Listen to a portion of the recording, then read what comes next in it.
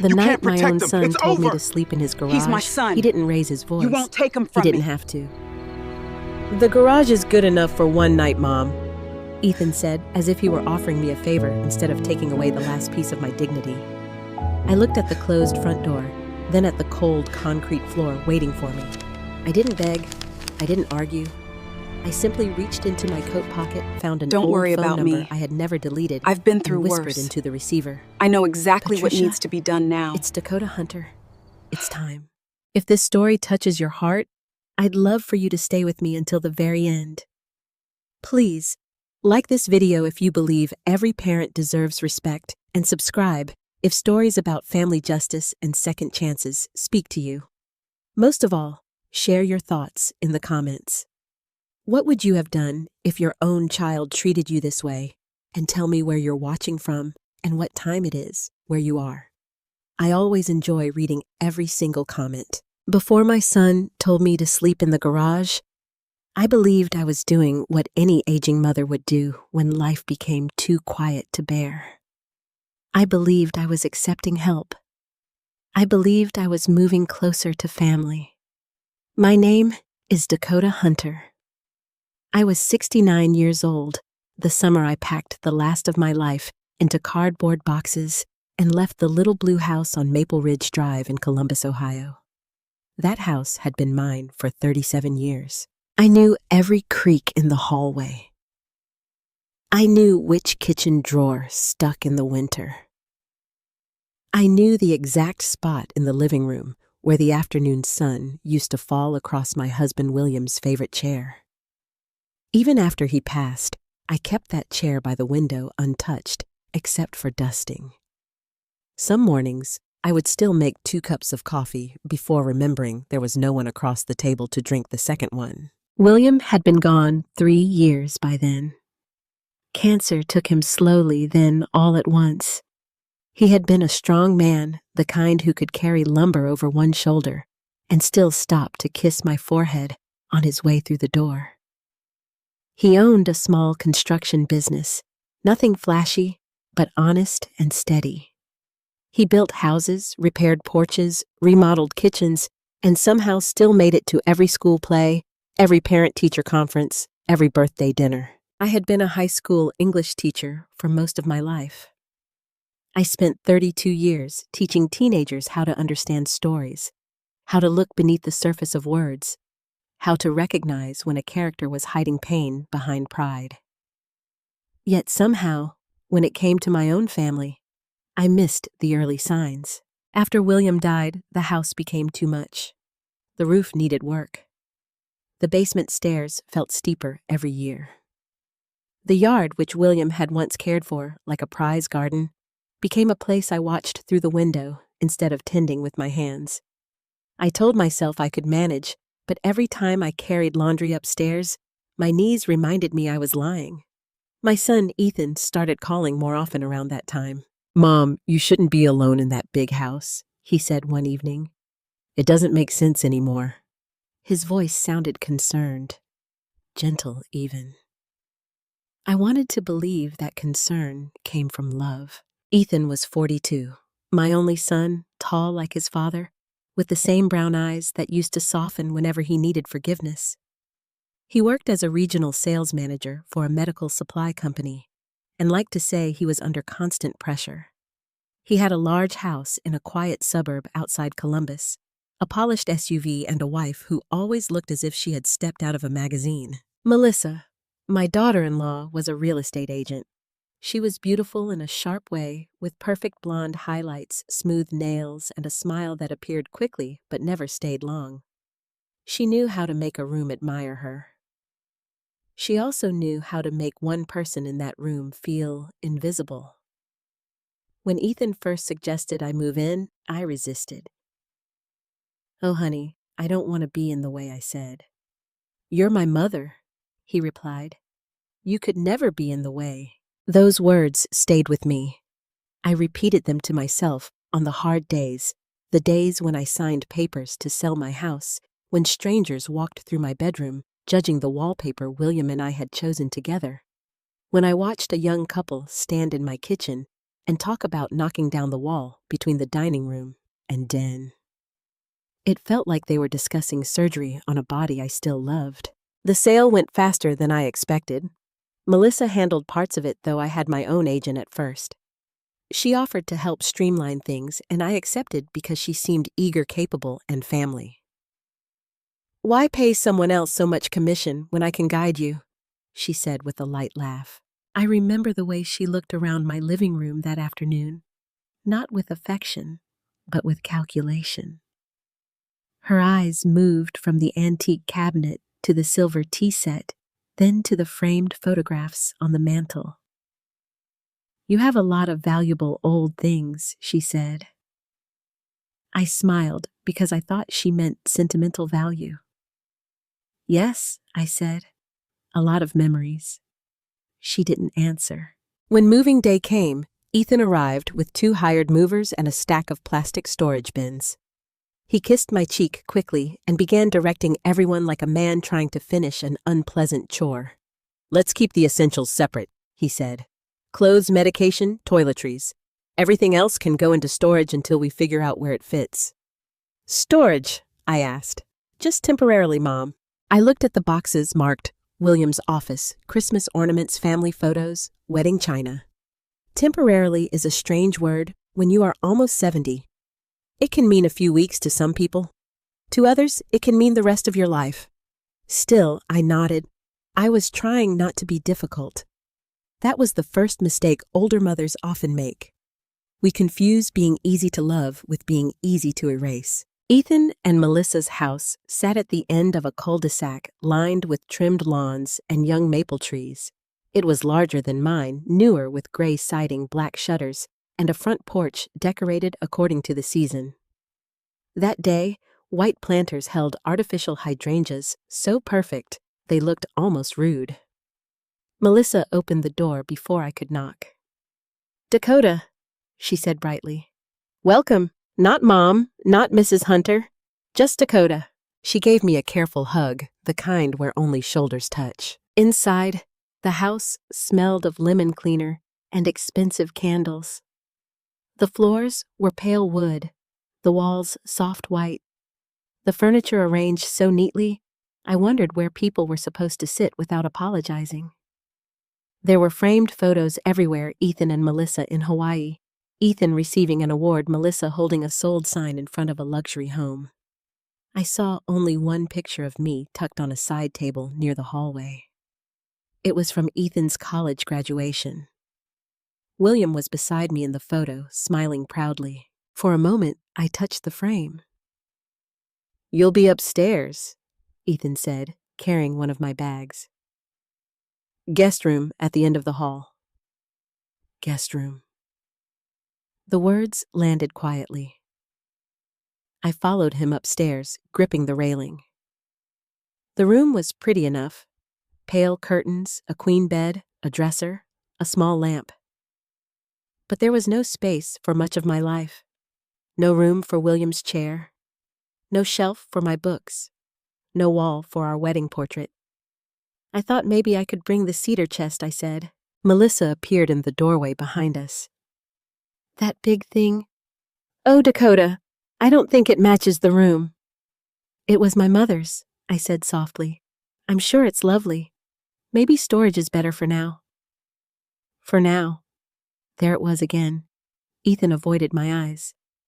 "We'll figure it out, Mom," he said. "Don't worry so much."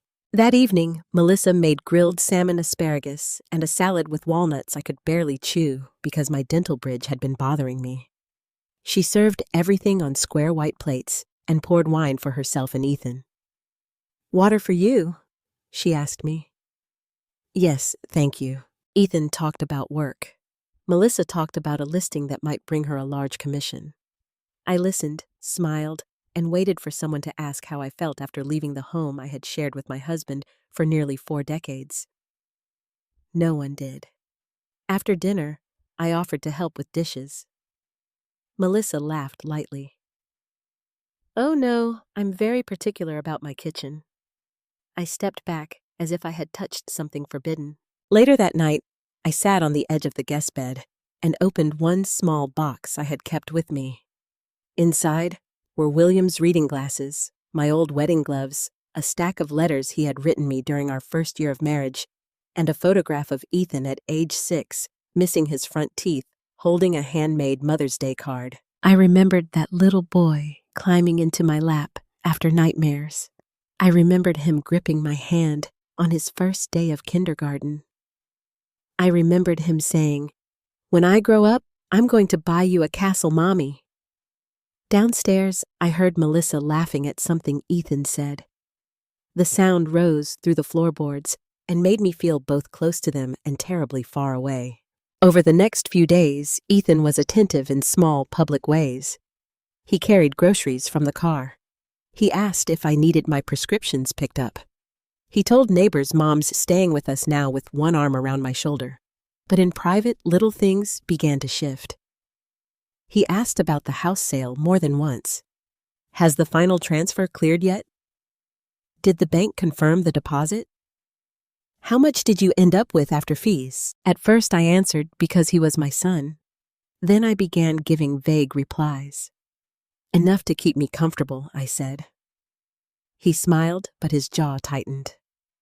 Melissa asked questions too, though hers came wrapped in sweetness. "Dakota, do you have a financial advisor? Do you still handle all your accounts yourself?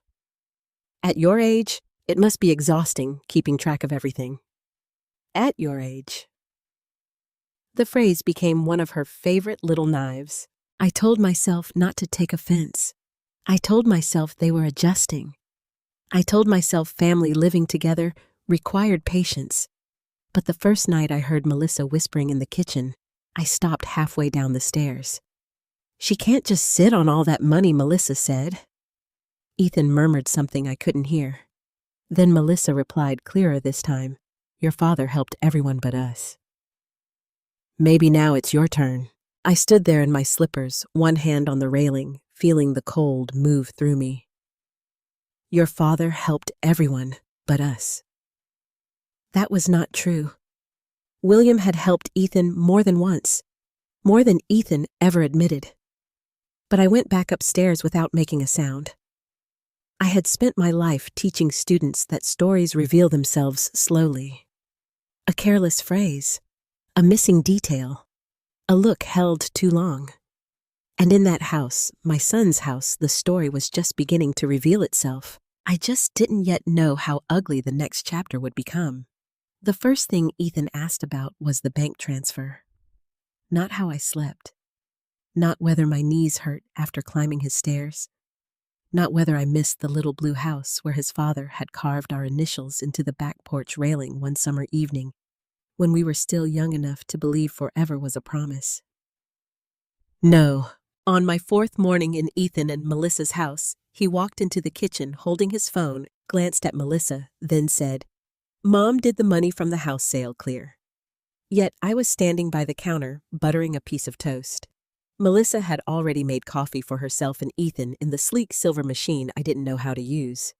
My own mug sat beside the sink, filled with instant coffee I had made with hot water from the kettle. "I believe so," I said carefully. Ethan leaned against the island. "How much exactly?" The knife paused over my toast. I had raised this man. I had washed grass stains out of his jeans, sat beside his bed through fevers, helped him write college essays, loaned him money when he insisted it was temporary. A mother wants to believe her child asks questions out of concern. But there was something in Ethan's face that morning that did not look like concern. It looked like calculation. "I haven't gone over everything yet," I said. "There were closing costs, taxes, storage fees." Melissa looked up from her phone. "Dakota, you really shouldn't be handling all that alone. Financial paperwork gets confusing as people get older." I felt my cheeks warm, but I kept my voice even. "I handled my own finances before you were born, Melissa." She smiled without warmth. "Of course. I just mean things change." Ethan gave a small laugh as if my answer had amused him. "No one's saying you can't handle it, Mom. We're saying you don't have to. There's a difference." At one time, that sentence might have comforted me. Now it pressed against my chest. "I appreciate that," I said. But I'm fine. The kitchen went quiet, except for the soft ticking of the wall clock. Melissa tapped one perfect fingernail against her phone screen. Ethan's jaw tightened again, the way it had when I refused to give him exact numbers the week before. Then he nodded. Sure, he said. Whatever makes you comfortable. But he didn't sound like he meant it. That was how the changes began. Not with shouting, not with threats, just little questions, little comments, little movements of my belongings from one place to another, until I started to feel like a guest who had overstayed without being told directly. At first, my mail came in a neat stack on the hallway table. Then, one afternoon, I found my bank statement already opened. I stood there holding the envelope, staring at the torn flap. Ethan, I called. He came from the den, glasses pushed up on his head. What's wrong? My mail was opened. He looked at the envelope as if it were nothing. Oh, that. I thought it was one of ours. Same bank. My name is on the front. He shrugged. Mistakes happen. Maybe they do. But 2 days later, a letter from my insurance company was opened too. Then a notice from my retirement account. Then a credit card statement I had not asked anyone to touch. Each time, there was an excuse. Melissa thought it was junk mail. Ethan picked it up by accident. The envelope had already been torn when it arrived. I wanted to believe them. That was the worst part. A mother's heart is stubborn. It will build a bridge over every warning sign just to reach the child it remembers. But my teacher's mind, the part of me trained to notice patterns, had already begun collecting evidence. One evening, I came upstairs and found Melissa standing in my guest room. She had my file folder open on the bed. The folder was blue, worn, soft at the corners, and it held copies of important papers, my Social Security information, Medicare documents, insurance contacts, and a few banking records I kept for emergencies. When she saw me, she didn't even look embarrassed. "Oh, Dakota," she said, closing the folder slowly. "I was just trying to organize this mess for you." I walked into the room. That folder was in my dresser. Yes, and it really shouldn't be. Anyone could find it. Apparently they can. Her eyes narrowed for half a second before the smile returned. "You don't have to be defensive. I'm trying to help." I held out my hand. She gave me the folder, but not before glancing at the label on the front. "You know, she said Ethan and I were talking. It might be smart to put some of your accounts under a joint arrangement, just in case something happens." "Something like what?" "Well," she tilted her head. "At your age, anything can happen." There it was again. At your age. I took the folder and held it against my chest. "If something happens, my attorney has instructions." Melissa's smile faded. "Attorney?" "Yes." She blinked, then gave a light laugh. "I didn't realize you still had one." Still had one, as if legal rights expired with gray hair. "William believed in keeping things orderly," I said. For the first time since I had moved in, Melissa had nothing quick to say. That night, Ethan knocked on my door after dinner. "Mom, can we talk?" I was sitting in the chair by the window reading a paperback I couldn't focus on. "Of course." He stepped inside, but did not sit. "Melissa said you got upset today." I looked at him over my glasses. Melissa was going through my private papers. She was trying to help. "Did you ask her to?" He exhaled sharply. "Mom, why does everything have to become a problem?"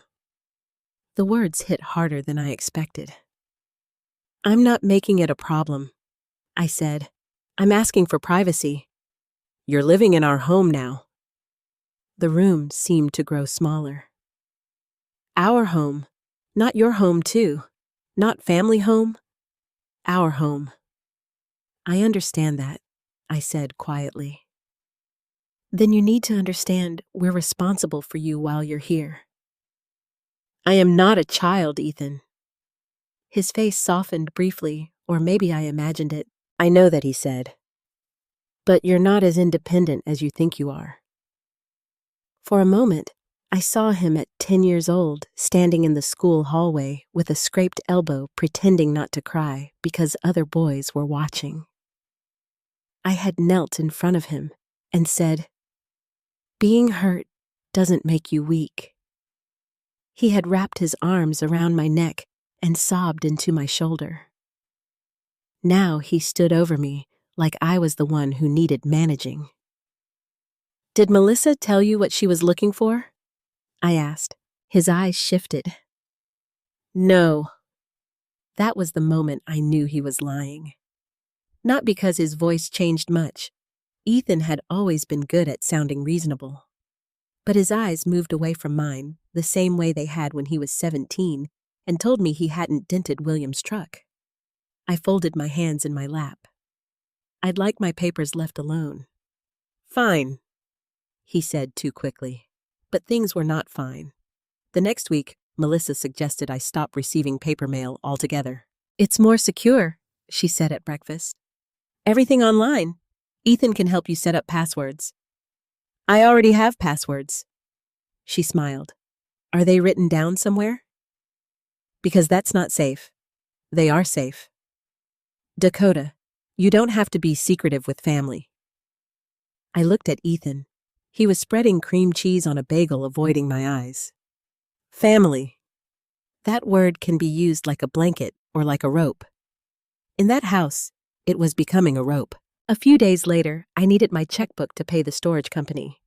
It was not in the drawer where I kept it. I searched my purse, my suitcase, the dresser, the nightstand. Nothing. I found it that evening on Ethan's desk in the den, half hidden beneath a stack of work papers. I picked it up and stood there, staring at my own name printed across the top. Ethan came in behind me. "What are you doing in here?" I turned slowly. "Looking for what belongs to me." His expression hardened. "I was going to balance it for you." "I didn't ask you to. You forgot to pay the storage bill." "I did not forget. It isn't due until Friday." He reached for the checkbook. I held it tighter. For 3 seconds, we stood there like strangers, both of us gripping different ends of the life I had built. Then he let go. "You're making this harder than it has to be," he said. "No." "Ethan," I answered, surprising myself with the steadiness in my voice. "I'm trying to keep what little independence I have left." He looked offended, as if I had insulted him. "I brought you into my home." "Yes," I said. "You did. And this is how you thank me." There it was, the real sentence hiding underneath all the others. Gratitude to Ethan had begun to mean obedience. That night, I locked my folder inside my suitcase and pushed the suitcase beneath the bed. It was a foolish hiding place, but it was the only one I had. Then I sat in the dark, listening to the house settle around me. Downstairs, I heard Melissa's voice. "She's going to be difficult." Then Ethan's. "She'll come around." Melissa said something I could not hear. Ethan replied clearer this time. "She doesn't need all that money just sitting there." My hand moved to my chest. The house seemed to tilt beneath me. All that money. Not Mom's security. Not Dad's legacy. Not her future. All that money. I looked toward the closet where my coat hung. In the pocket was an old address book I had carried for years. Inside it was a number I had not called since William's funeral. Patricia Reynolds, attorney at law. I did not call that night. Not yet. Some part of me still wanted to give Ethan a chance to remember who he was, but deep down, beneath the hurt and disbelief, I understood something I had spent too many days trying not to see. My son was not preparing to care for me. He was preparing to control me. The humiliation happened on a Saturday afternoon under a bright blue Ohio sky, with the smell of barbecue smoke drifting over Ethan's perfect backyard. Melissa had been planning the gathering for days. "It's just casual," she said, though nothing about it felt casual. She ordered flowers for the patio table, bought matching paper plates with gold trim, and spent the morning arranging outdoor cushions, as if a photographer might appear at any moment. Ethan said it was for his coworkers and a few neighbors. "Good for networking," he told me while checking the grill. "Melissa says I need to be more visible socially." I nodded and asked if I could help. Melissa looked me over from my comfortable navy slacks to the soft white blouse I had ironed myself. "Oh, no need," she said. "Just relax, Dakota. Guests shouldn't have to work." Guests? The word followed me like a shadow. By 2 o'clock, the backyard was full of people I barely knew. Men in polo shirts stood near Ethan, laughing loudly about sales numbers and golf scores. Women gathered around Melissa, praising her patio furniture and asking about the housing market. Children ran across the lawn with juice boxes and sticky fingers. I sat near the edge of the patio, holding a glass of iced tea, trying to look useful without being in anyone's way. One of the neighbors, a kind woman named Carol, sat beside me. "You must be Ethan's mother," she said. "Yes," I replied, grateful for the warmth in her voice.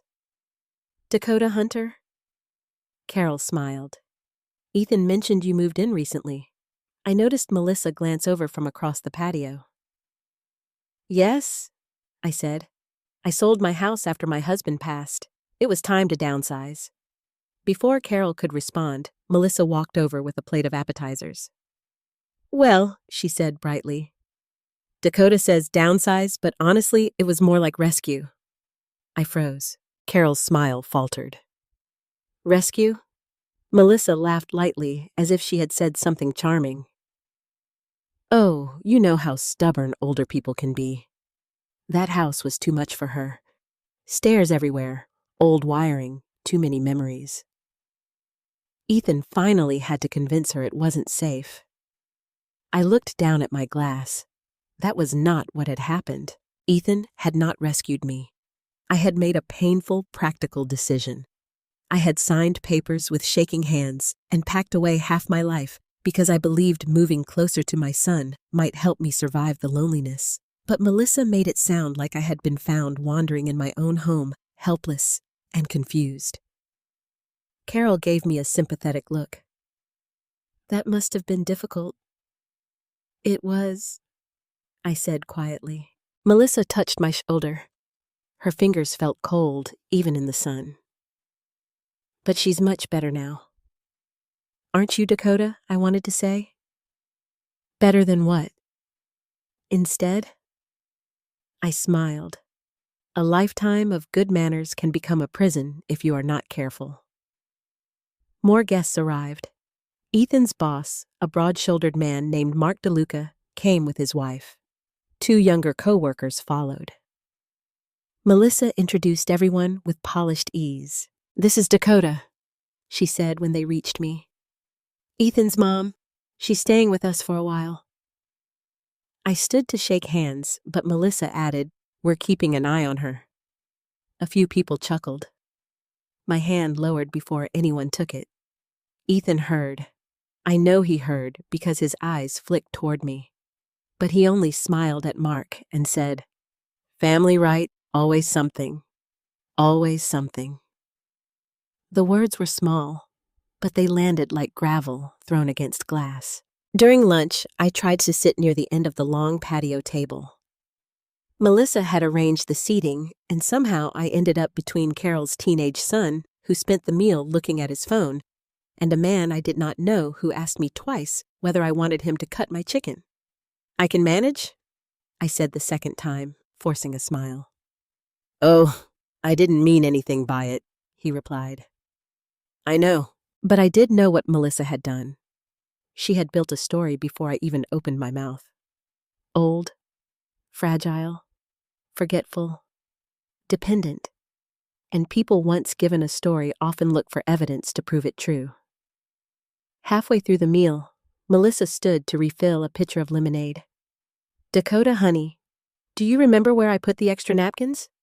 The table went quiet. I looked at her. I believe they're on the kitchen counter. She gave an exaggerated little sigh. No, those are cocktail napkins. The dinner napkins. I haven't seen them. She turned to the others with a smile. See, this is what I mean. I tell her things and 5 minutes later, gone. A few people laughed softly. Heat rose to my face. I don't believe you told me, I said. Melissa's eyebrows lifted. Oh, I did. But it's all right. Ethan took a drink from his beer and said nothing. That silence hurt more than Melissa's words. A daughter-in-law can wound you. But a son standing nearby can decide whether the wound becomes a scar. He decided by doing nothing. Then Melissa continued. We're learning to write things down, she said. Appointments, medications, little reminders. It's actually very common at her age. My fork rested beside my plate.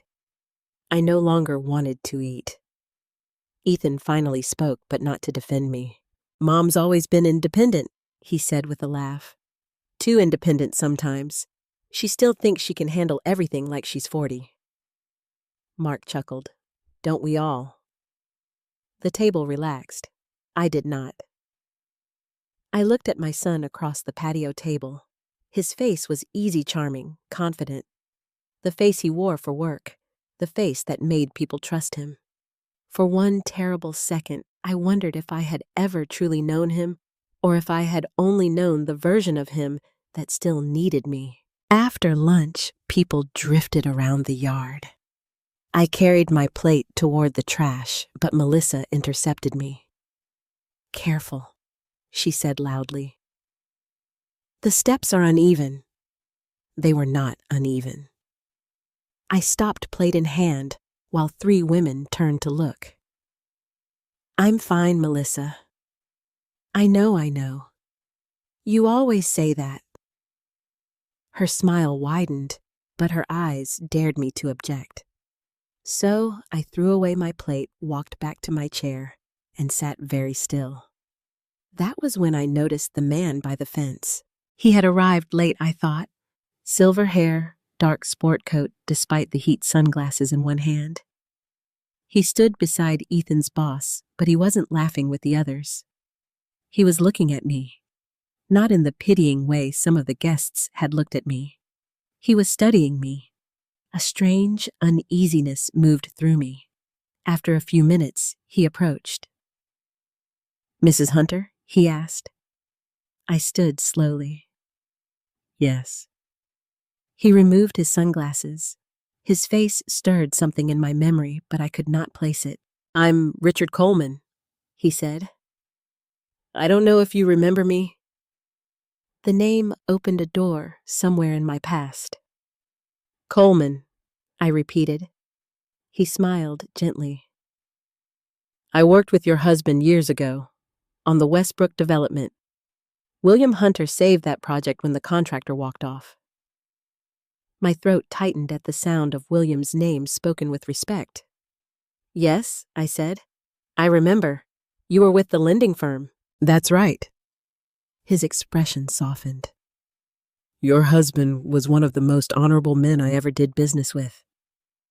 For the first time that afternoon, someone saw me not as a burden in Ethan's house, but as a woman who had stood beside a good man and built a life. Thank you, I whispered. Richard glanced toward Ethan's house, then back at me. Something careful entered his eyes. I wasn't aware you were living here, he said. Recently, I replied, after I sold my home. His gaze sharpened just slightly. I see. Before he could say more, Ethan appeared beside us. Richard, he said too brightly. Didn't know you'd made it. Richard looked at him. Mark invited me. We're discussing a commercial property. Great. Ethan placed a hand on my shoulder firm enough to guide me back half a step. Mom, you doing okay? The question sounded tender to everyone else. To me, it sounded like a warning. "I'm fine," I said. Melissa joined us then, carrying a tray of cookies. "Oh, Dakota," she said, laughing. "Don't keep Mr. Coleman trapped with old stories." Richard did not laugh. "They're not old stories to me," he said. "Some people are worth remembering." The air changed. Melissa's smile stiffened. Ethan's hand left my shoulder. Richard turned back to me. "Mrs. Hunter, if you ever need anything, please don't hesitate to reach out. I still have some contacts from the old days." I nodded, though I did not fully understand why his words felt so deliberate. "Thank you," I said.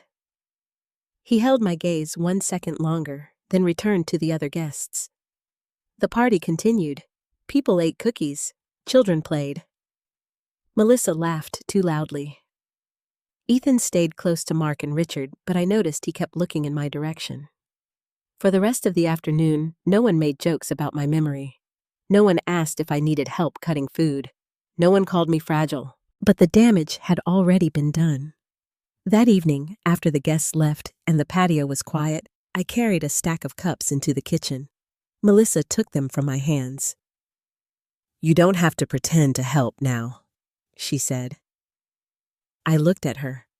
"Why did you do that today?" "Do what embarrassed me." Her face went blank, then cold. "Dakota, if you're going to be this sensitive, living together is going to be very hard."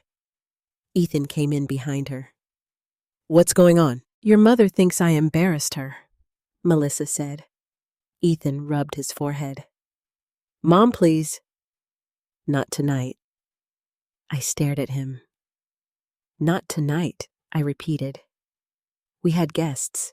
Everything went well. Can we not turn it into something?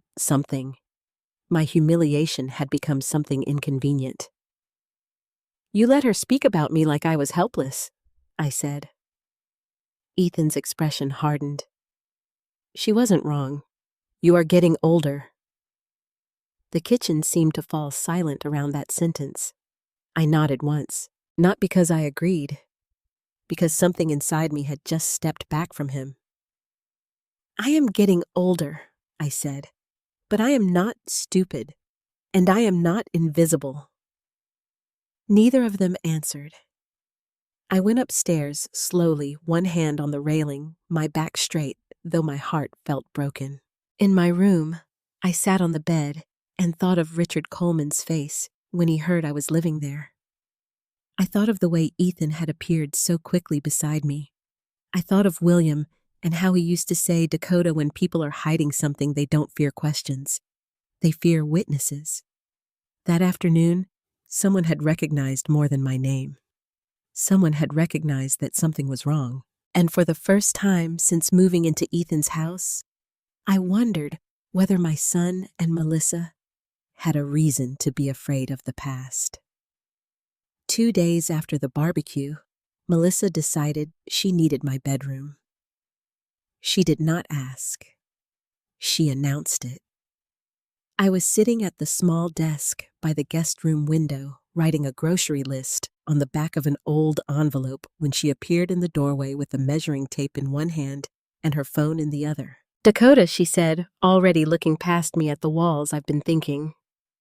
That sentence had begun to make me uneasy. I set down my pen. "About what?" "This room." I looked around. The room was small, neat, and still not truly mine. My clothes hung in half the closet because Melissa kept extra linens and Christmas decorations in the other half. My books were stacked in 2 boxes against the wall. William's photograph sat on the nightstand because there was nowhere else to place him. "What about it?" I asked. Melissa stepped inside and stretched the measuring tape from the closet door to the window. "The lighting is actually perfect in here." "For what?" "My home office." I stared at her, waiting for a laugh that never came. She tapped something into her phone. "I've been working from the dining room and it's becoming impossible. Clients call."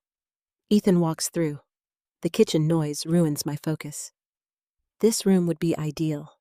This is where I sleep." She gave me a quick smile, the kind one gives a child who has misunderstood an adult conversation. Temporarily, yes. The word struck me harder than I expected. Temporarily. My entire life had been reduced to that word. My room, my belongings, my privacy, my dignity. I stood slowly. Melissa, where exactly do you expect me to go? She looked toward the hallway as if the answer were obvious. We have options. Ethan and I discussed it. Of course they had. I felt a coldness move through me. And what did Ethan say? Before she could answer, his footsteps sounded on the stairs. He appeared behind her, carrying a cardboard box folded flat under one arm. That was when I knew the decision had already been made. Mom, he said, using the gentle voice people use when they are about to take something from you and want you to thank them for it. We need to make a few adjustments. I looked at the box. Adjustments. Melissa's business is growing. She needs a dedicated workspace, and I need a place to sleep. You'll still have one. He unfolded the box and set it on the bed. My bed, where I asked. Ethan glanced at Melissa. She answered first. The garage has plenty of space once we move a few things around. For a moment, the world went silent. Not quiet, silent. I heard nothing. Not the air conditioner, not the birds outside, not the distant hum of a lawnmower somewhere down the street. Only the sound of my own heart beating in my ears. The garage, I said. Melissa quickly lifted both hands. Not permanently. Don't make that face.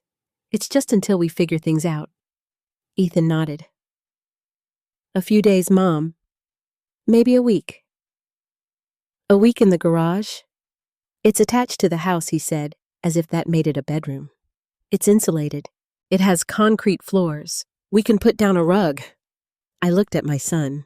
His face carried irritation now, not guilt. He wanted me to agree quickly.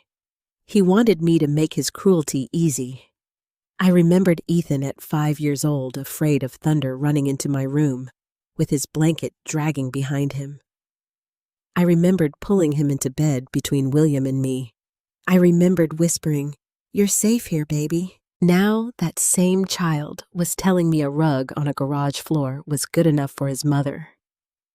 I turned away before my eyes could betray me. I see, I said. Ethan sighed. Mom, please don't make this dramatic. That word. Dramatic. People often call your pain dramatic when your silence no longer serves them. Melissa walked to the closet and opened it. We should start with clothes. The office furniture gets delivered Friday. Friday, I asked. It was Wednesday. She smiled. I told you I'd been thinking. No. She had been planning. The move began immediately. Not because I agreed, but because no one waited for my permission.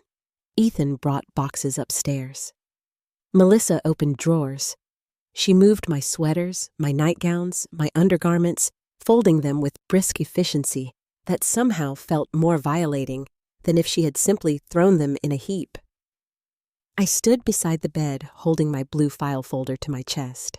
Please leave that drawer, I said when Melissa reached for the nightstand. She paused. Why? It has personal things. Dakota, everything is personal with you. I said, leave it. For once, my voice did not tremble. Melissa looked at Ethan. He rubbed his temple. Just leave the drawer, Mel. She closed it sharply. But when they left the room for more boxes, I opened that drawer myself and removed the few things that mattered. William's photograph, his reading glasses, our letters, my wedding gloves, and the small velvet box that held the pearl earrings he had given me on our 25th anniversary. My hands shook as I packed them into my suitcase. The garage smelled of dust motor oil and cardboard. Ethan had cleared a narrow space between the wall and a stack of plastic bins. Melissa had rolled out an old area rug, the edges curled like dried leaves. Against the wall stood a folding cot with a thin mattress still wrapped in plastic. My belongings were placed around it like evidence of a life being downgraded. 2 boxes of clothes, 1 suitcase, a laundry basket of toiletries, a lamp without a shade. My books remained upstairs because Melissa said she didn't want clutter in the garage. I looked at the cot. "Is this what you meant by a place to sleep?" Ethan shifted his weight. "It's temporary." "You keep saying that." "Because it is." "Then, let me stay in the room until the temporary solution is over." Melissa gave a sharp laugh. "The furniture is coming Friday, Dakota. We can't cancel everything because you're uncomfortable."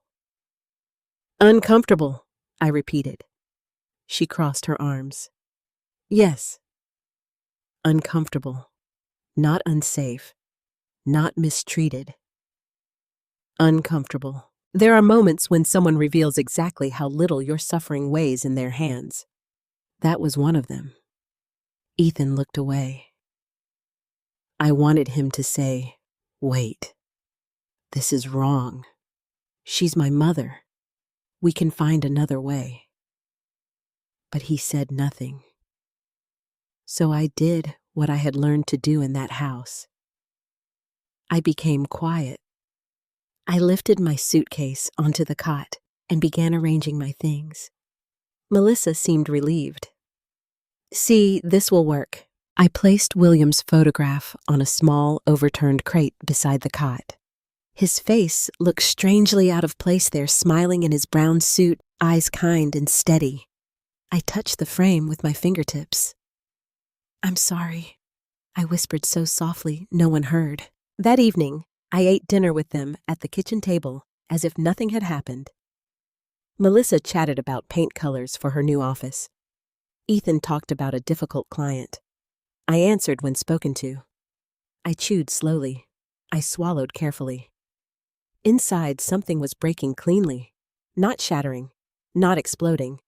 Breaking cleanly like a thread cut with scissors. After dinner, Ethan carried my last small suitcase toward the garage. I followed him. The suitcase was old brown leather with brass latches, one of the few things I had insisted on keeping with me instead of sending to storage. It had belonged to William before we were married.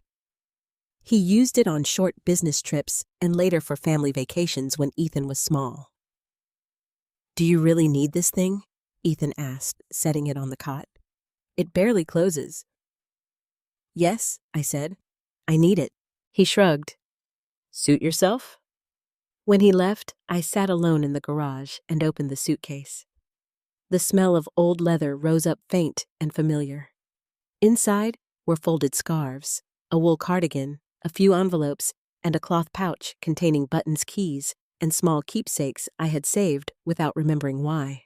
I removed each item carefully, partly to make space, partly because touching old things felt like touching proof that I had existed before this humiliation. At the bottom, beneath the lining, near one corner, my fingers felt a slight bump. I frowned. The lining had come loose along the seam. I slid my hand underneath and found something flat. An envelope. Yellowed. Sealed. My name written across the front in William's handwriting. Dakota. Just that. My breath caught. For several seconds, I did not open it. I only held it against my chest. William had been gone 3 years. I thought I had found every note, every document, every little message he left behind. But this envelope had been hidden in a suitcase Ethan had nearly thrown away. Outside the garage door, I heard Melissa laughing in the kitchen. I looked at William's handwriting again. Then I carefully broke the seal. Inside was not a long letter, not a confession, not a romantic farewell. There was a single business card.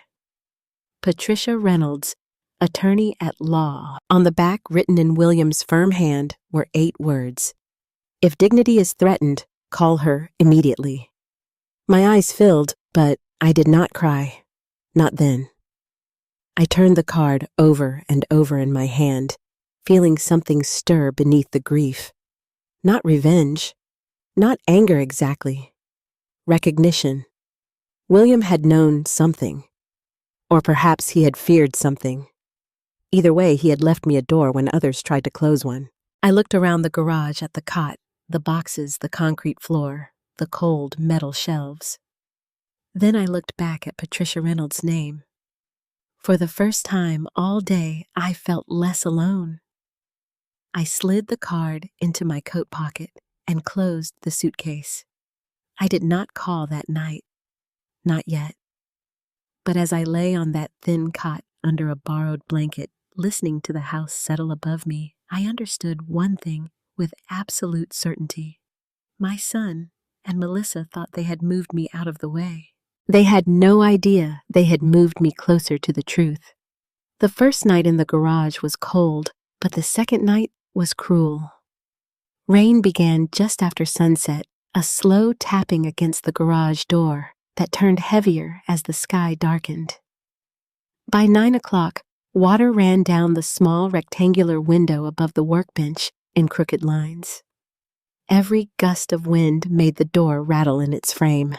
I lay on the folding cot with my cardigan buttoned to my throat and William's old quilt pulled up to my chin.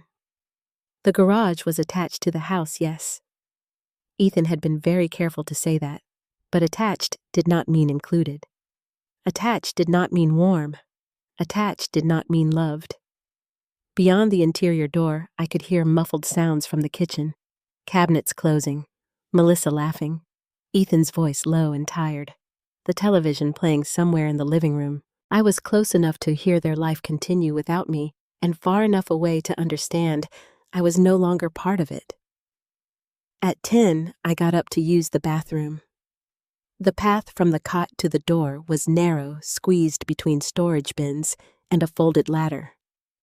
I moved carefully, one hand against the wall, because the concrete floor felt hard and unforgiving under my slippers. When I reached the door that led into the house, I turned the knob.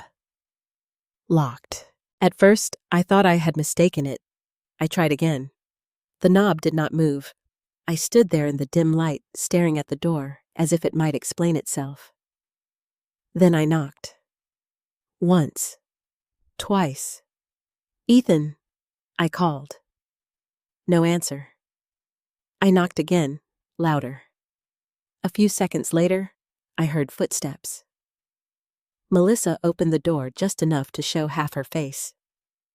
"Dakota," she said, annoyed. "What are you doing? I need to use the bathroom." She glanced over her shoulder. "You should have gone before we locked up."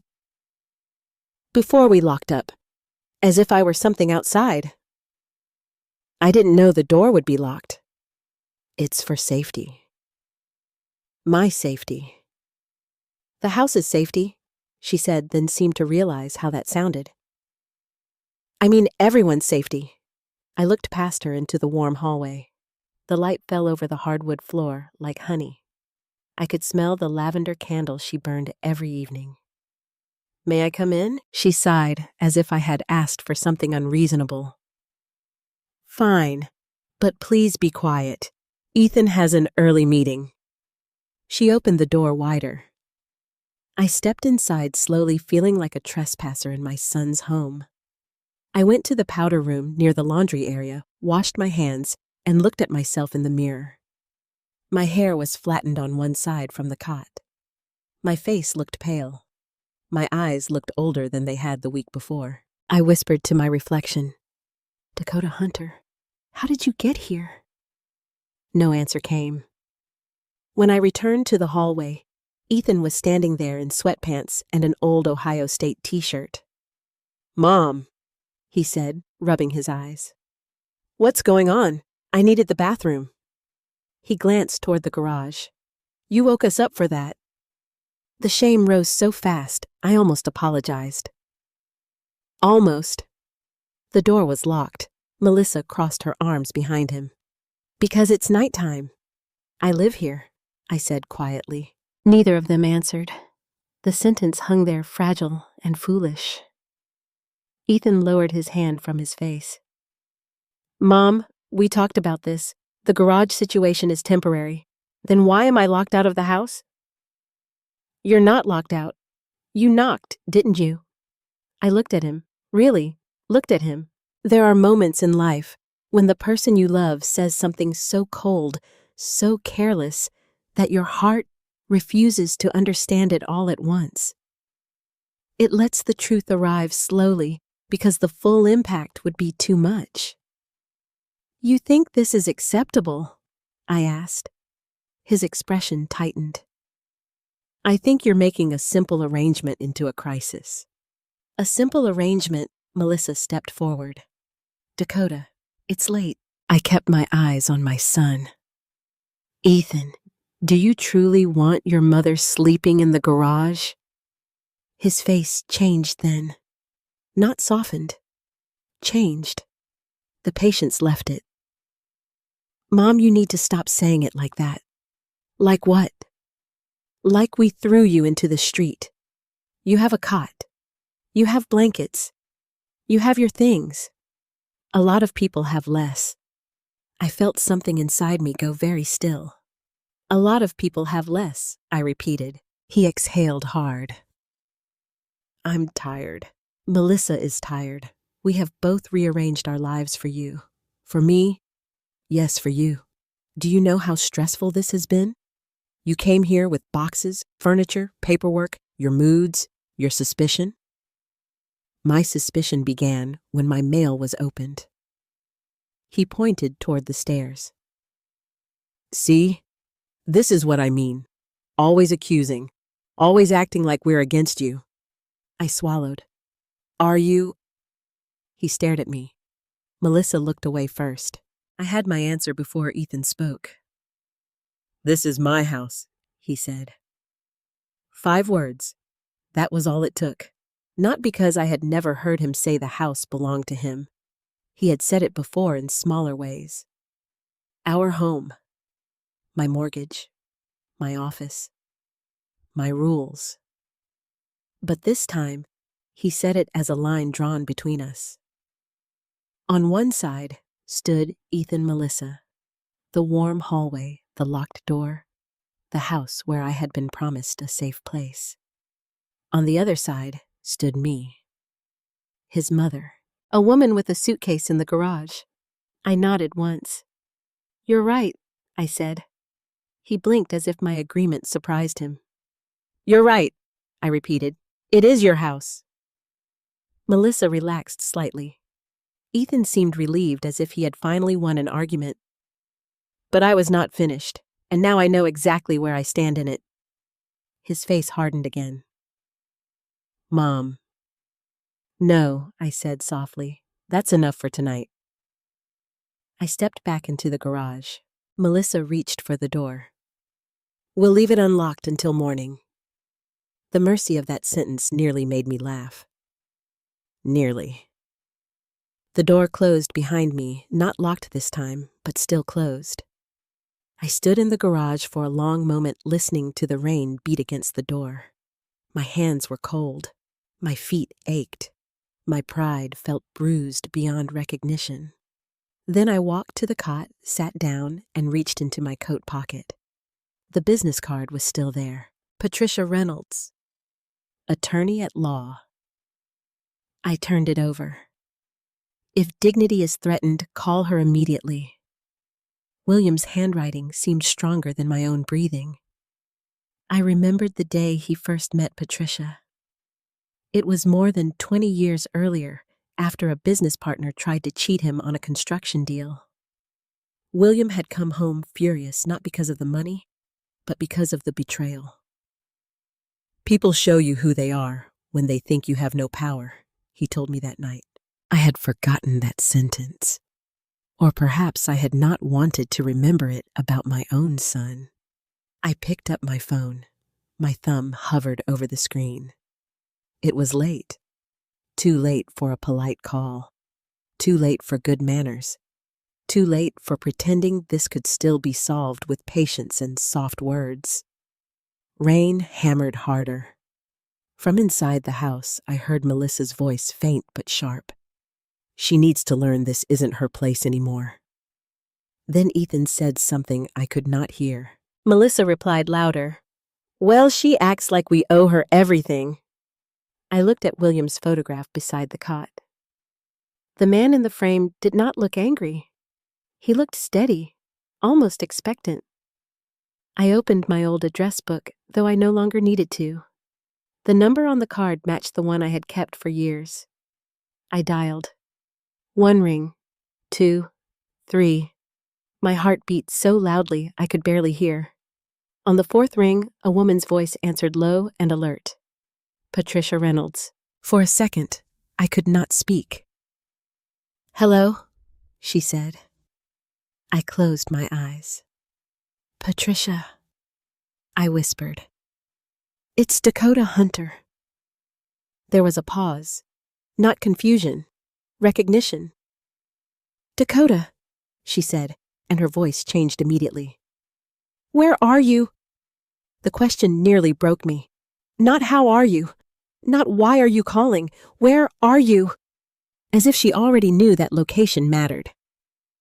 I looked around the garage, at the cot, at the boxes, at the concrete beneath my feet. I'm at Ethan's house, I said. Another pause, then Patricia asked very carefully, Are you safe? I looked at the locked-looking door, at the rainwater sliding down the garage window, at the business card trembling between my fingers. I don't know anymore, I said. Her voice became calm, firm, professional. Tell me exactly what happened. So I did.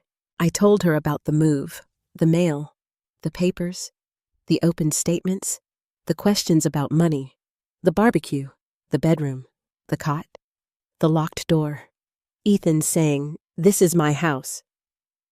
I did not sob. I did not raise my voice.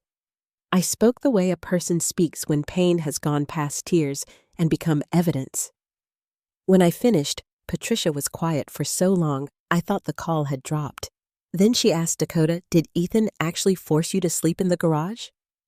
I looked at the cot. Yes. Did he tell you the house was his? Yes.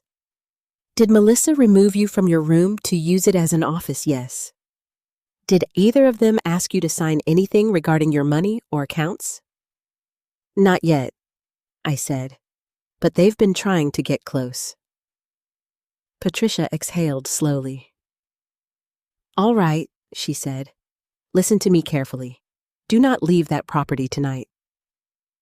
I frowned. Don't leave? No. Do not argue with them. Do not warn them. Do not sign anything. Keep your phone charged. Keep that business card. And if they try to move you out of the garage or remove you from the property entirely, call me and then call the police. My hand tightened around the phone. Patricia. I whispered, What did William do? Her voice softened. He protected you. The words moved through me like warmth returning to frozen hands. Not over the phone, she said. But I will be there tomorrow morning. Tomorrow. Yes. And Dakota. Yes. You are not a guest in that house. I stopped breathing for a moment. Patricia continued each word deliberate. And you are not powerless.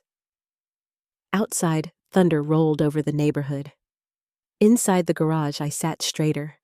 For the first time since Ethan had taken my room, I did not feel like an old woman pushed aside. I felt like a wife whose husband had kept one final promise. I looked at the closed door between me and my son's bright, perfect house. Then I whispered the words I had been afraid to say until that moment. It's time. Patricia's voice stayed with me long after the call ended. You are not a guest in that house. You are not powerless. I sat on the cot in the garage with my phone in my lap, listening to the rain soften into a steady whisper. The concrete floor still felt cold beneath my slippers. The air still smelled faintly of motor oil and damp cardboard. Nothing around me had changed, and yet everything inside me had shifted. For the first time since moving into Ethan's house, I did not feel like I was waiting for permission to exist. I plugged my phone into the small outlet near the workbench, just as Patricia had instructed. Then, I took the business card and placed it inside the cover of my Bible, the one William had given me on our 40th wedding anniversary. I did not read that night. I only held the book against my chest and tried to breathe. Sleep did not come easily. Every sound made me open my eyes. The refrigerator humming beyond the wall. The gutters spilling rainwater outside. Ethan's footsteps once near the kitchen. Melissa's voice sharp and low, followed by silence. I wondered if they sensed something had changed. At dawn, the storm had passed. A pale gray light seeped through the little garage window. My back ached from the cot, and my knees protested as I stood, but my mind felt clearer than it had in weeks. I folded the quilt. I brushed my hair using the small mirror propped against a storage bin. I put on my best navy cardigan pearl earrings, and the lipstick William used to say made me look dangerous in the best possible way. If I was going to be treated like a burden, I would at least look like a woman who remembered her own worth. At 7:30, Ethan opened the door from the house. He stopped when he saw me already dressed. "You're up early," he said. "Yes." His eyes moved over my cardigan, my earrings, my neatly folded bedding. "Going somewhere?" "No." He frowned. "Then why are you dressed like that?" I smiled faintly. "Habit." Melissa appeared behind him, holding a mug of coffee. She looked at me the way someone looks at furniture that has been moved without permission. "Well," she said, "someone's formal this morning." I did not answer. Ethan cleared his throat. "Mom, about last night I waited. For one wild, tender moment, I thought he might apologize. I thought he might say the garage had gone too far. I thought he might look at my cot, see his mother standing beside it, and remember the woman who had once slept, sitting upright in a hospital chair when he had pneumonia at 8 years old. Instead, he said, "We need everyone to be more flexible." There it was. Not regret, management. "I understand," I said. Melissa narrowed her eyes. "Do you—" Yes. My calm seemed to unsettle her. She took a sip of coffee. "Good. Because I have a client call this morning and I can't have any drama. I won't interrupt your call." Ethan looked relieved. "Good. Thank you." At 8:15, I heard a car pull into the driveway. Not Ethan's SUV, not Melissa's sedan. This engine was quieter, smoother. A door closed, then another. Melissa was in the kitchen arranging her laptop for a video call. Ethan was near the island, scrolling through his phone. I stood in the garage doorway, one hand resting lightly on the frame. The doorbell rang. Melissa looked up. "Are we expecting someone?" Ethan shook his head. "No." The bell rang again. "I'll get it," he said. I followed slowly, staying several steps behind. When Ethan opened the front door, Patricia Reynolds stood on the porch. She was older than I remembered, perhaps in her late 70s, but she carried herself with the straight-backed confidence of a woman who had spent a lifetime making powerful men regret underestimating her. Her silver hair was cut neatly at her jaw. She wore a charcoal suit, low heels, and a dark blue scarf pinned with a small gold brooch. Beside her stood a younger man in a gray coat, holding a leather briefcase and a tablet. "Good morning," Patricia said. "Ethan Hunter?" Ethan blinked. "Yes, I'm Patricia Reynolds. I represent Dakota Hunter." The hallway went so still I could hear Melissa's chair scrape in the kitchen. Ethan glanced back at me. I said nothing. His face changed quickly from confusion to irritation to something almost like alarm. "Represent," he repeated. "Mom, what is this?" Patricia stepped inside before he invited her. This is a welfare and legal review concerning Mrs. Hunter's living situation, financial security, and property interests. Melissa appeared in the hallway. Property interests. Patricia looked at her briefly. You must be Melissa. Melissa's smile flashed on by instinct. Yes, I'm Ethan's wife. I don't understand what's going on. That will become clear. Ethan gave a short laugh. Okay, this is ridiculous. Mom, did you call a lawyer because of a family disagreement? Patricia turned to him. Mr. Hunter, when a 69-year-old woman is moved from her bedroom into a garage, has her private mail opened, and is pressured regarding financial accounts, that is not merely a family disagreement. Color rose in Ethan's face. Melissa's mouth tightened. Dakota has exaggerated. Patricia looked at me. Mrs. Hunter, may I see where you are currently sleeping? The question landed like a stone in water. Ethan stepped forward.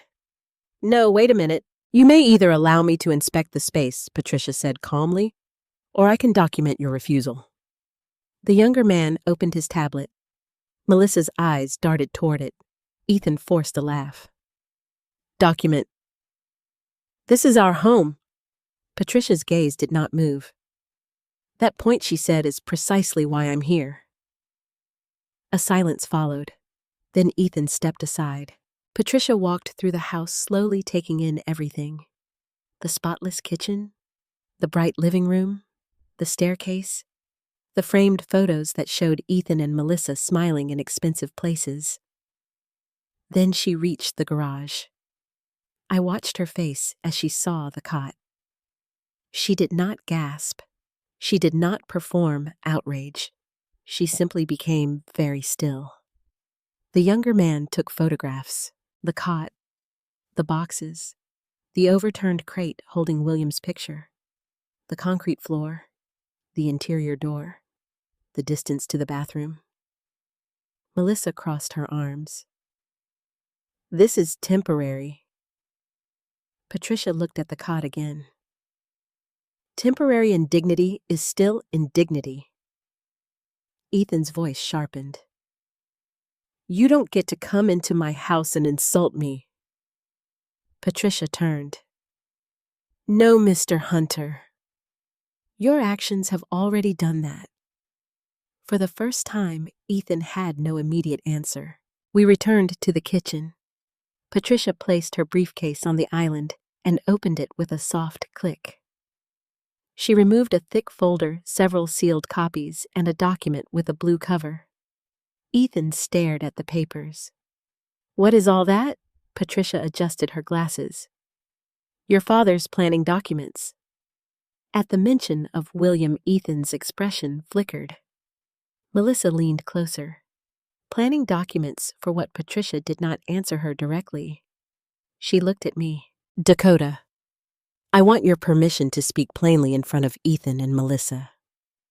I nodded. You have it. Patricia opened the blue folder. William Hunter came to me years ago with concerns, not accusations. Concerns. He believed in helping family, but he also believed help should never become a weapon. Ethan scoffed. Dad would never set something up against me. Patricia's eyes lifted. Your father did not set anything up against you. He set something up to protect your mother. The words filled the room like a quiet storm. Melissa looked at Ethan. Ethan looked at me. I stood beside the kitchen table, hands folded, heart pounding so hard I was afraid they could see it. Patricia continued. When the residence you currently occupy was purchased, certain funds were contributed through arrangements connected to William and Dakota Hunter. Those arrangements were not casual gifts. They were governed by written terms. Ethan's face went pale around the mouth. That's not true, he said. Patricia slid a copy across the island. It is. Melissa picked it up before Ethan could. Her eyes moved rapidly over the page. I don't understand this language. That is often why people should read documents before accepting benefits from them, Patricia said. Ethan snatched the paper from Melissa. His breathing changed. For the first time since I had moved in, I saw something crack in his confidence. You're saying Dad put conditions on the money. I am saying your father protected Dakota's right to dignity residence and financial independence under very specific circumstances. Melissa's voice rose. This is insane. She sold her house. She came here voluntarily. Yes, Patricia said, and the law pays close attention to what happens after an elderly person becomes dependent on family housing. The word elderly stung, but not the way Melissa used it. From Patricia, it sounded like protection, not insult. Ethan pushed the paper back. This is just legal intimidation. Patricia closed the folder halfway. No, Mr. Hunter.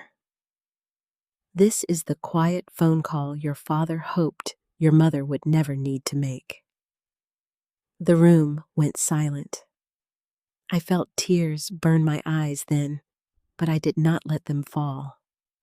William had known. Maybe not the exact details. Maybe not the garage, the locked door, the opened mail.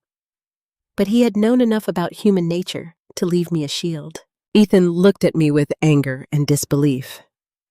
You called her, he said. I met his eyes. Yes. Behind my back. No, I said quietly. From your garage. The sentence struck him. I saw it. Melissa looked away.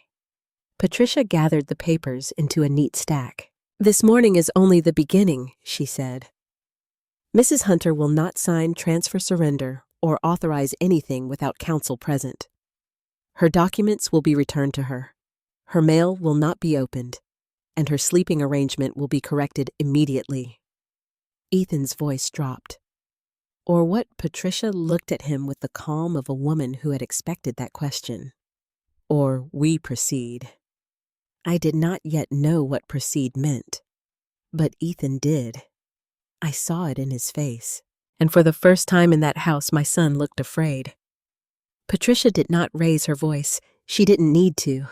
There is a certain kind of authority that doesn't come from volume, but from certainty. It settles into a room, like weight pressing down on every careless word until nothing dishonest can stand upright. Ethan felt it first. I saw it in the way his shoulders shifted, the way his fingers tightened around the edge of the paper Patricia had handed him. He read the same line 3 times, as if repetition might change the meaning.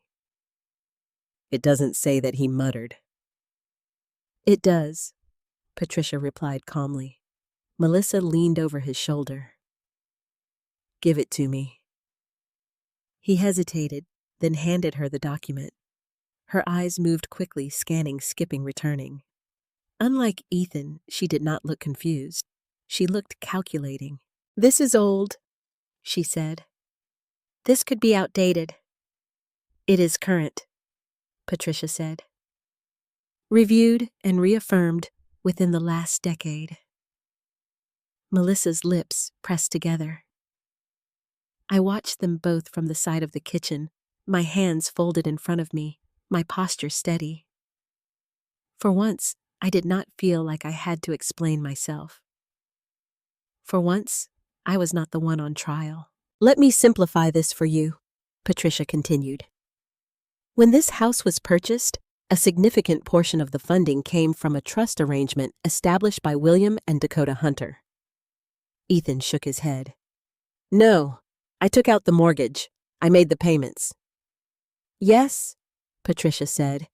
You hold operational responsibility. That is different from unconditional ownership. The word ownership seemed to echo. Melissa straightened. So, what exactly are you claiming? I am not claiming anything, Patricia said. I am informing you of existing legal structure. Ethan laughed once sharp and humorless. This is unbelievable. So what, Mom owns part of the house now? I inhaled slowly. Patricia answered before I could speak. Dakota holds beneficiary authority tied to specific behavioral conditions outlined in the trust. Melissa frowned. Behavioral conditions. Yes. Ethan's face darkened. That sounds like manipulation. No, Patricia said. It sounds like foresight. The younger man beside her tapped his tablet lightly. Clause 7.2, he said. Patricia nodded. Read it. Melissa read aloud, her voice tightening with each word. In the event that the primary resident fails to provide reasonable and dignified living conditions for Dakota Hunter, or engages in coercive financial behavior, the controlling interest of the residential property shall revert to the trust's protected beneficiary. She stopped. Dakota Hunter. Silence followed. Not confusion, not denial, recognition. Ethan stared at her. That doesn't apply. Doesn't it? Patricia asked. It says, fails to provide reasonable conditions. She has a place to sleep. In the garage, Patricia said. It's temporary. And yet it happened. Ethan ran a hand through his hair. This is being twisted.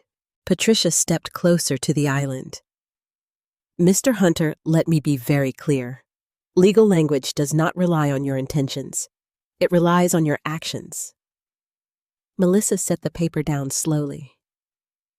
What happens if this condition is triggered? She asked. Patricia looked at her directly. The trust regains control. Ethan let out a short breath. Control of what? The asset, the house. Yes. The word landed like a dropped glass. Melissa turned to Ethan. This is insane. That means... It means nothing, Ethan snapped. This is some legal scare tactic. But his voice had lost its confidence. I saw it. He was remembering.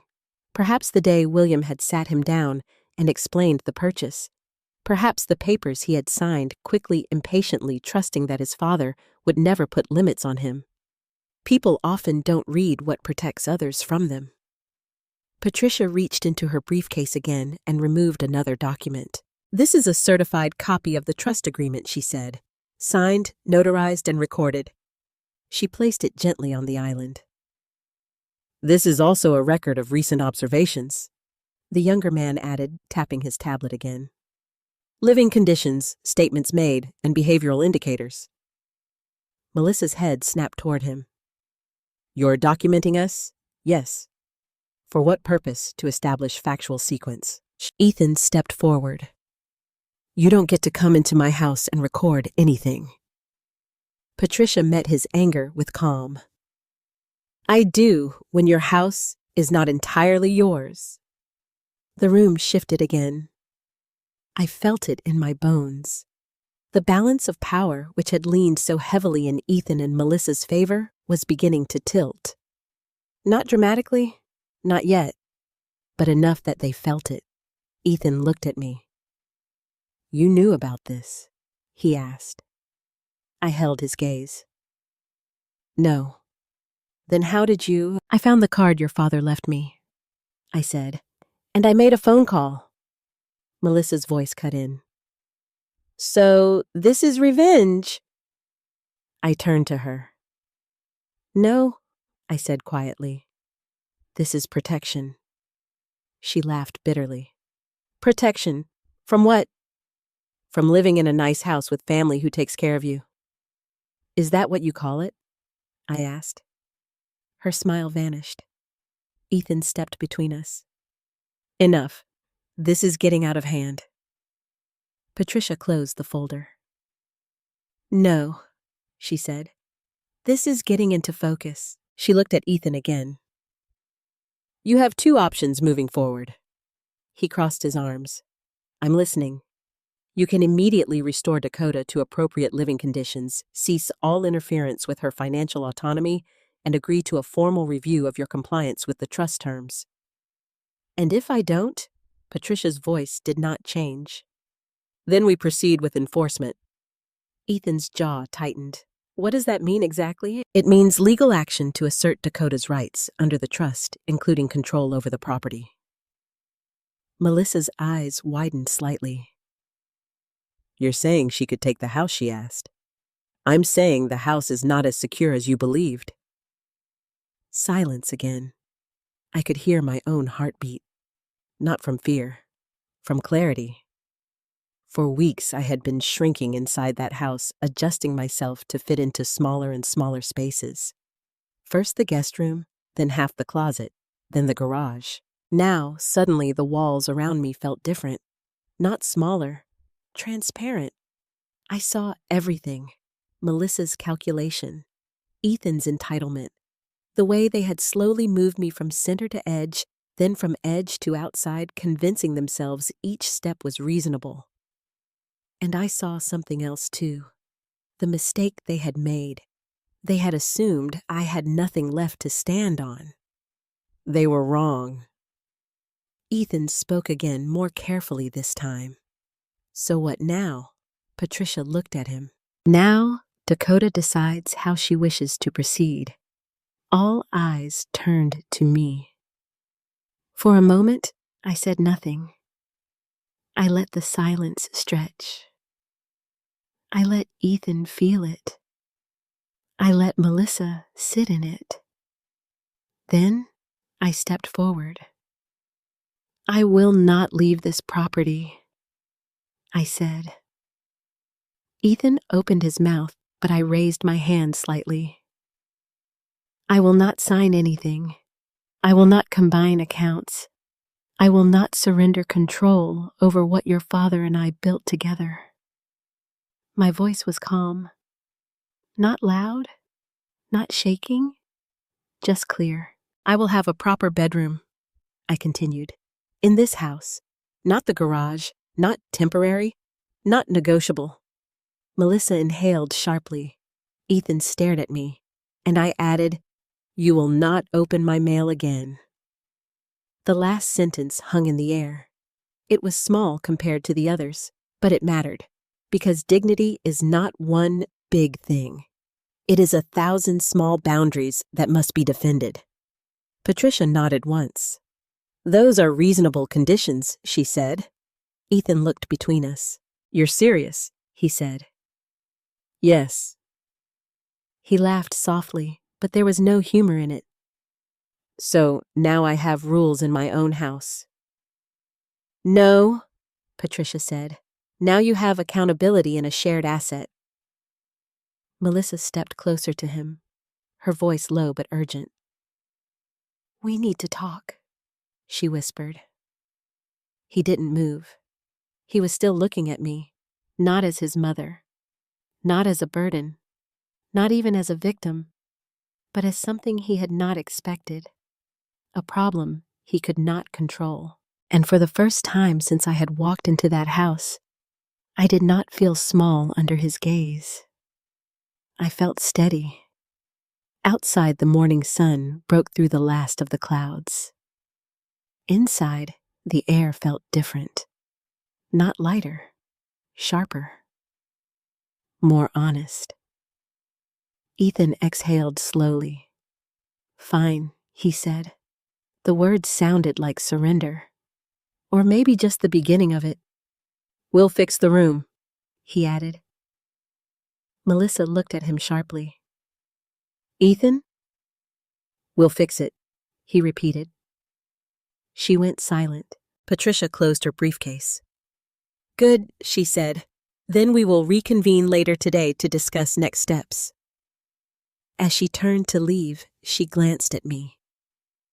"You did exactly what you needed to do," she said softly. I nodded. For the first time in weeks, I believed it.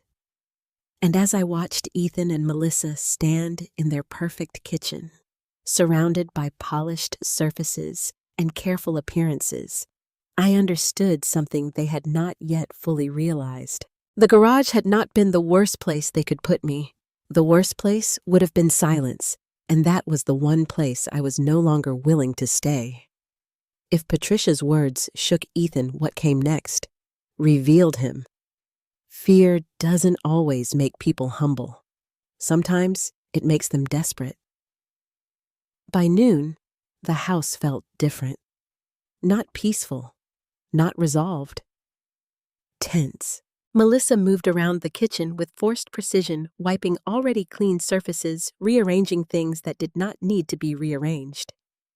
Ethan paced between the living room and the hallway, checking his phone, running his hand through his hair, stopping occasionally to glance at me, as if I had become something unfamiliar.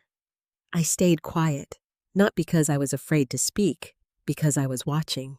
When you finally understand the truth about someone, silence becomes your strongest position. You no longer need to argue. You simply allow them to show you who they are. At one point, Ethan stepped outside to take a call. I could see him through the glass door, his back turned, his shoulders tight. Melissa waited until he was gone. Then she turned to me. "You've made a mistake," she said. Her voice was low controlled, but there was something sharp underneath it now. The polite mask she wore for neighbors and clients had slipped. I looked at her. "Have I?" "Yes." She crossed her arms. "You think bringing in a lawyer is going to fix things? All it's going to do is destroy your relationship with your son?" I considered that. "What relationship?" I asked quietly. Her eyes flashed. "Don't play that game. Ethan brought you here. He's been supporting you, and now you're threatening him." "Am I?" "Yes." I shook my head slightly. "No, I'm protecting myself." Melissa let out a small, humorless laugh. "From what, a guest room you didn't like, a temporary inconvenience." "The garage," I said. Her lips tightened. "You're exaggerating. Am I?" I held her gaze. Did I imagine the locked door? She hesitated, just for a second. Then she said, "That was for security." I nodded slowly.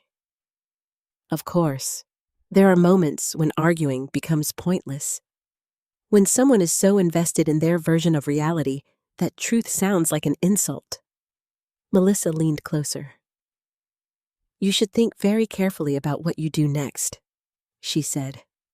"Because once you go down this road, there's no coming back." I tilted my head slightly. "Is that a warning?" "It's advice. From someone who took my bedroom?" Her face hardened. "That room belongs to this house," she said. "And this house belongs to Ethan." The sentence hung in the air. I almost felt sorry for her because she still believed it. Before I could respond, the back door opened.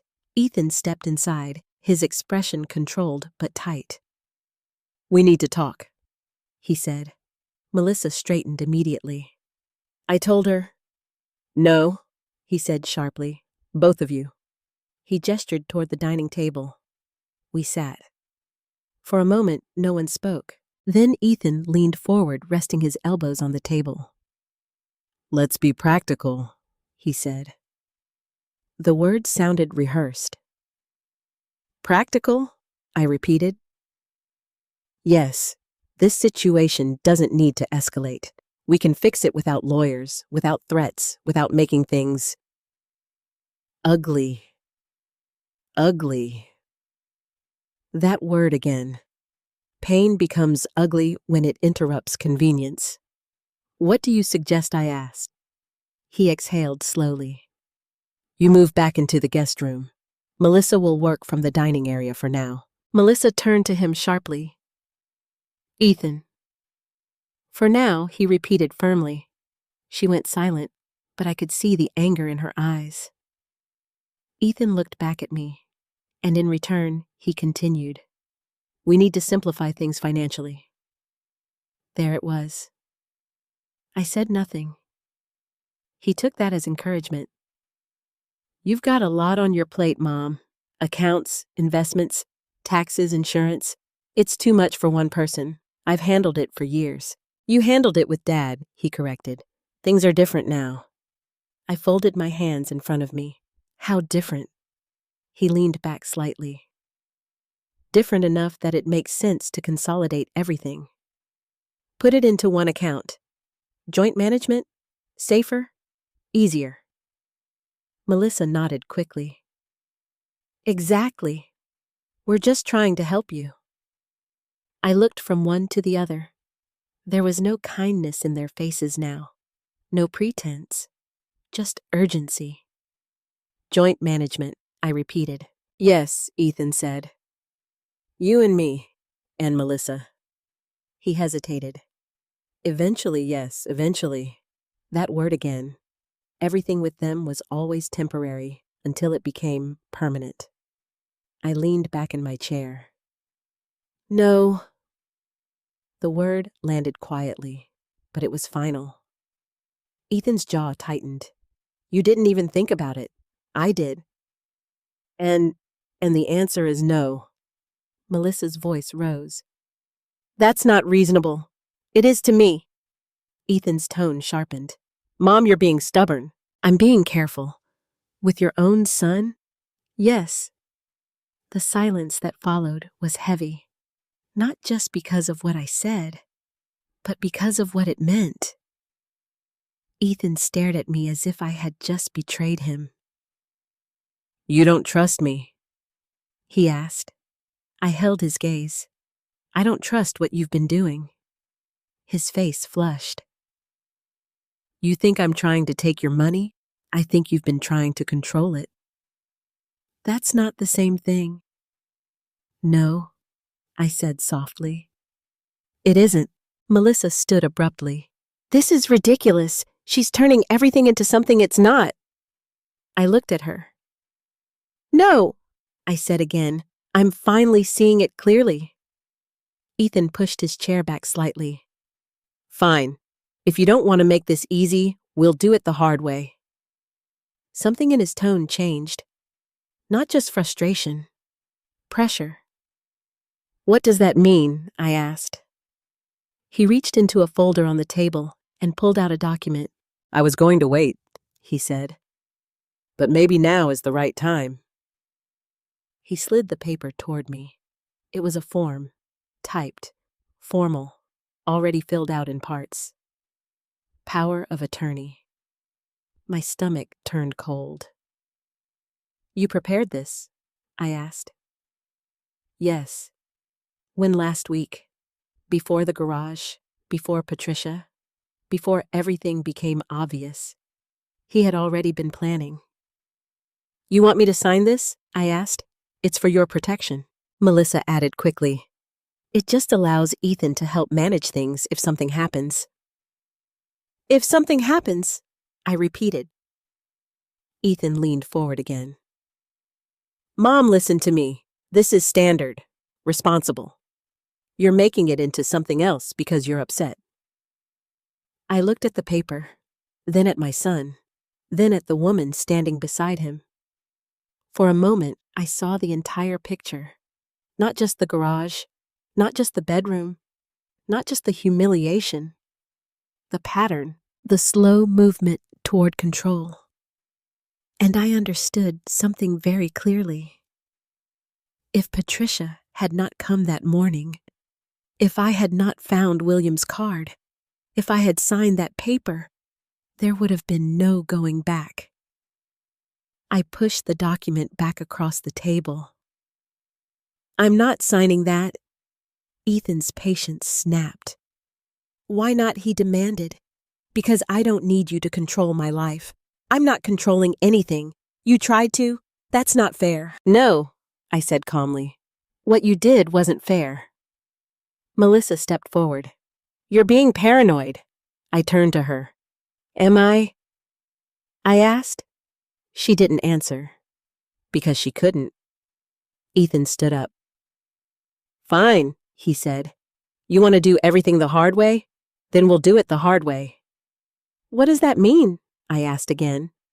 He looked at me, and for a moment, I saw something I had never seen in his eyes before. Not love, not frustration, resentment. It means, he said slowly, you're not the only one who can make phone calls.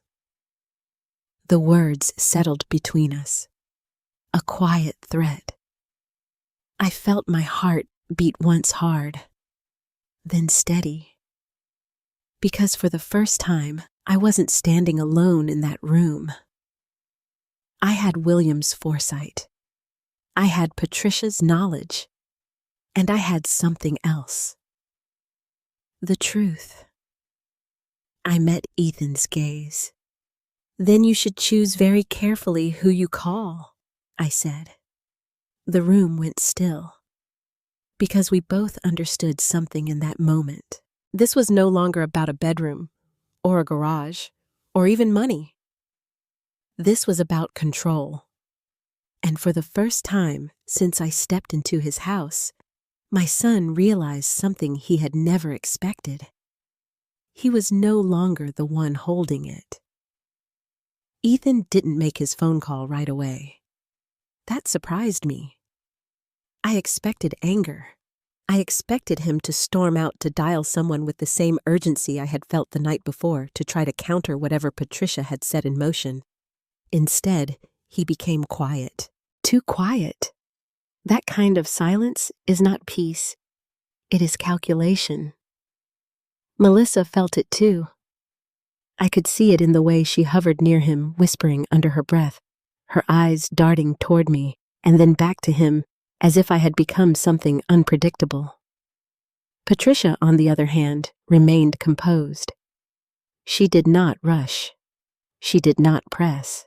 She simply sat at this dining table reviewing documents, occasionally making notes, allowing the weight of the situation to settle naturally over the room. After about 15 minutes, Ethan finally spoke. "I need to make a call," he said. Patricia nodded once. "Of course." Ethan walked toward the hallway, but before he disappeared, he turned back to me. "This isn't over," he said. "No," I replied calmly. "It isn't." He hesitated, as if he wanted to say more, then continued down the hall. Melissa followed him halfway, then stopped looking back at Patricia. "What exactly do you think you're going to accomplish here?" she asked. Patricia didn't look up from her notes. "I don't think she said." "I verify." Melissa crossed her arms. "You're turning a family situation into a legal case." Patricia finally raised her eyes. "No," she said. "Your actions did that." Melissa opened her mouth, then closed it again. There was nothing left for her to argue that didn't expose her further. Minutes passed. I sat across from Patricia, my hands folded, my breathing steady. I did not interrupt. I did not ask questions. For once in my life, I trusted that I did not need to control the conversation. Eventually, Ethan returned. His expression had changed again. Not just anger now, concern. He sat down heavily across from Patricia. "I spoke to my attorney," he said. Patricia nodded. "Good." Ethan leaned forward. "He says this isn't as simple as you're making it sound." I would expect him to say that. He also says you're interpreting the trust in a very aggressive way. Patricia's lips curved slightly. "I am interpreting it accurately." Ethan shook his head. "He says there's room for negotiation." "Of course there is," Patricia said. "There always is." Relief flickered across Melissa's face. Negotiation sounded safe to her. Controlled. But Patricia wasn't finished. "The question," she continued, "is what exactly you are negotiating for." Ethan frowned. "What do you mean, I mean?" Patricia said, closing her folder gently. "Are you negotiating to correct your behavior? Or to preserve your control?" The words landed hard. Ethan didn't answer immediately. Melissa stepped in. "We're not trying to control anything," she said quickly. "We're trying to manage a situation that's becoming difficult." Patricia looked at her. "What exactly is difficult?" she asked. Melissa hesitated. "Dakota moving in has changed things," she said. "We have our lives, our routines, our responsibilities. It's not easy to adjust overnight." "That is understandable," Patricia said. Relief flashed again. "But adjustment does not include removing a person's basic dignity." The relief vanished. Melissa pressed her lips together. Ethan exhaled sharply. So, what exactly do you want? The question hung in the air. Patricia didn't answer right away. She looked at me, and this time, I understood. This was not her decision to make. It was mine. I took a slow breath. I want my room back, I said. Ethan nodded immediately. Fine, that's already happening. I want my privacy respected. Fine. I want my finances left alone. He hesitated. Fine, he said again, but this time it sounded forced. And I added, I want the truth. That stopped him. What truth, he asked. I held his gaze. Why you've been asking about my money since the day I arrived? Melissa shifted in her chair. We already explained. No, I said calmly. You gave me reasons. I'm asking for the truth. Silence. Ethan looked at the table. For a moment, I thought he might refuse. Then he leaned back, ran a hand over his face, and spoke. It's because we're stretched, he said. Melissa looked at him sharply. Ethan? No, he said. She wants the truth. Fine. He looked at me again. We're stretched, Mom. The mortgage is higher than we expected. Melissa's commissions have been inconsistent this year. I've got pressure at work. And when you sold your house? He paused. It seemed like an opportunity. The word cut deeper than I expected. Opportunity. Not help. Not support. Opportunity. I nodded slowly. So, you thought I said that my money could solve your problems? Ethan didn't deny it. Melissa jumped in quickly. It wasn't like that. We just thought it would make sense for the family to share resources. Family, I repeated. Yes, she said. That's what families do. I leaned back slightly. No, I said. Families help each other. They don't corner each other. Melissa's face flushed. We didn't corner you. You moved me into a garage, I said. Silence again. Ethan looked away. Patricia spoke softly. Intent matters less than outcome, she said. And the outcome here is clear. Ethan nodded once slowly.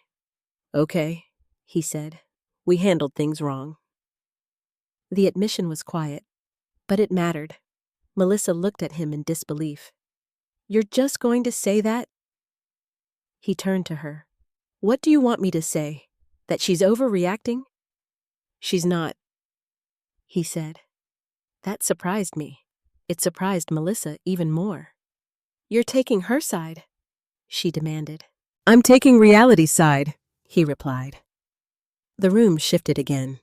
Not dramatically, but enough. Melissa stood up abruptly. This is unbelievable. She walked toward the kitchen, then stopped, turning back. If you give her everything she wants, we're the ones who lose. Ethan didn't answer, because for the first time, he understood something. This wasn't about winning. It was about consequences. Patricia gathered her papers. Mr. Hunter, she said, this situation can still be resolved without further escalation. Ethan nodded. I understand. Then here is what will happen next, she continued. Dakota will be restored to her room today. Her belongings will be returned. A written acknowledgement of her financial independence will be signed, and we will schedule a formal review of the trust compliance. Ethan swallowed. And if we do all that, then we proceed with caution, Patricia said. Not conflict. He nodded again. Melissa shook her head. You're making a mistake. Ethan didn't respond. He looked at me instead. I didn't think it would go this far, he said. I studied his face. There was regret there now. Real regret. But it was mixed with something else. Fear. I didn't either. I said. The truth settled between us. We had both crossed a line. The difference was I had stepped back. He hadn't. Not until now. Patricia stood. I'll return this afternoon, she said. We'll finalize the next steps then. She turned to leave, then paused beside me. You're doing well, she said quietly. I nodded. For the first time in weeks, I believed that too. After she left, the house felt different. Not lighter, not peaceful, but honest. Ethan walked toward the stairs. I'll move your things back, he said. I watched him go. Melissa stood in the kitchen, silent, her arms crossed tightly over her chest. She didn't look at me. I didn't speak to her. Some distances don't need to be measured in feet. They're measured in truth. And that distance had just been made very clear. I walked slowly toward the stairs, toward my room. Not the guest room. Not the temporary room. My room. And as I placed my hand on the railing, I realized something that stayed with me long after that day. The quiet phone call hadn't just changed my situation. It had revealed everyone's true position, including my own. By late afternoon, the house no longer belonged to Ethan in the way he thought it did. That was the truth no one said out loud, but everyone felt. The guest room, my room, was restored before Patricia returned. Not with kindness, with urgency. Ethan worked quickly, almost mechanically. He carried my boxes back upstairs without looking at me, his movements sharp and efficient. The cot in the garage was folded and pushed against the wall. The rug was rolled up. The space was cleared as if it had never been used. But it had been, and that mattered. Melissa stayed mostly silent during the process. She hovered in the hallway, occasionally stepping in to adjust something, straightening a pillow, aligning a lamp, smoothing the bedspread. But she did not meet my eyes. Not once. When Ethan placed my suitcase back at the foot of the bed, he paused. I'll move the rest of your things later, he said. I nodded. Thank you. The words felt strange, not because they weren't deserved, but because they no longer meant what they once had. Gratitude, I had learned, is not owed for the return of something that should never have been taken. At 4 o'clock, Patricia returned. This time, she came alone. She stepped into the house, took one look around, and immediately noticed the difference. Good, she said simply. Ethan stood in the living room, arms crossed. We did what you asked, he said. Patricia set her briefcase on the coffee table. You did what was necessary. Melissa remained near the kitchen watching. Patricia turned to me. Dakota, may I? She gestured toward the dining table. I nodded, and we both sat. Ethan stayed standing for a moment, then joined us reluctantly. Melissa followed, her posture stiff, her expression guarded. Patricia opened her briefcase and removed several documents.